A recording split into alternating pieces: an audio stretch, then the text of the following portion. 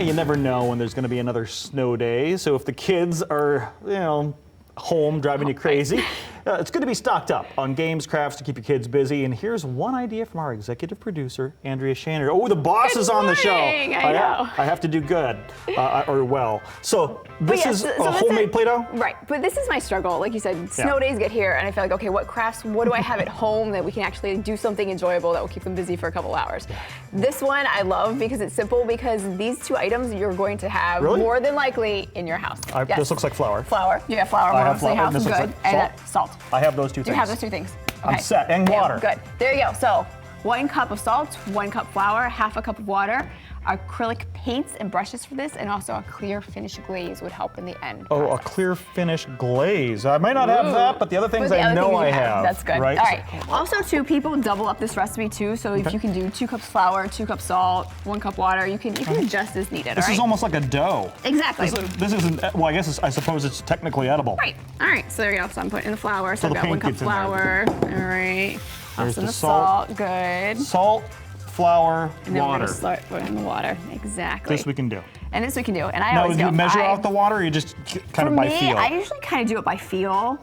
Like I said, it says a half cup, but you can just kind of mush it around. And you get too much water, and then you can always just. Yep. And you're gonna start clumping. It's gonna come in to make that dough. All right. So, yeah, it really is kind of it's dough that you play with. Dough that you play with. Maybe we should call it Play-Doh. Play-Doh, right? How did they come up with that name? What do you know? So yeah, so you're gonna keep going. Like I said, you make a mess. That's the key. Yeah. And that's what I think the fun part is with the kids too. You make a mess. They love this part. They love this part. Right. And this cool thing is not only does it eat up time with them making it, then it eats up more time with them playing with it. Okay, so Ty, you can roll this over. All right, okay, so this is something I actually had Brendan do last night for me. All right. We actually made a sample itself, and he actually put his handprint in there. Oh, we did. I see it. Right. So then you're going to take your acrylic paint and there, it's dry. and it's dry. Okay. Now, the best way to dry it, you can air dry it. Also, if you want it to dry a little bit faster, you can put your oven at about 200 degrees, and then just kind of keep an eye on it for about 10 to 15 minutes.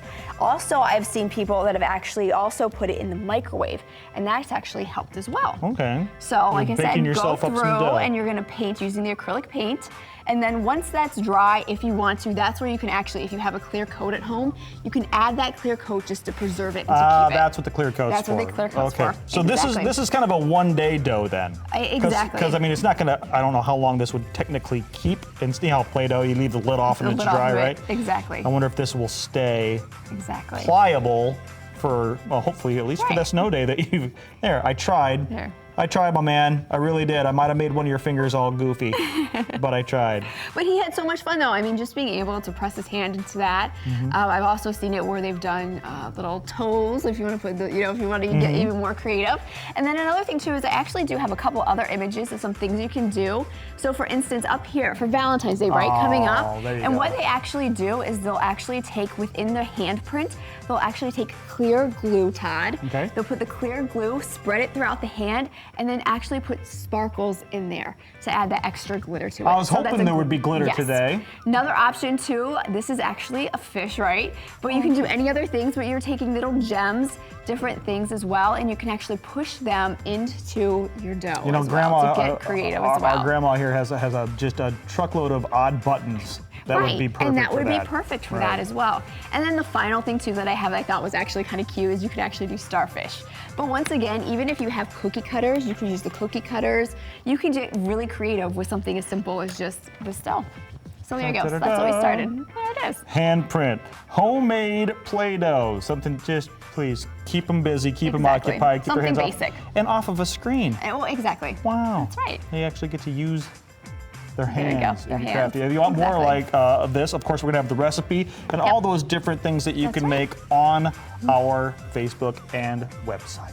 We'll be right back.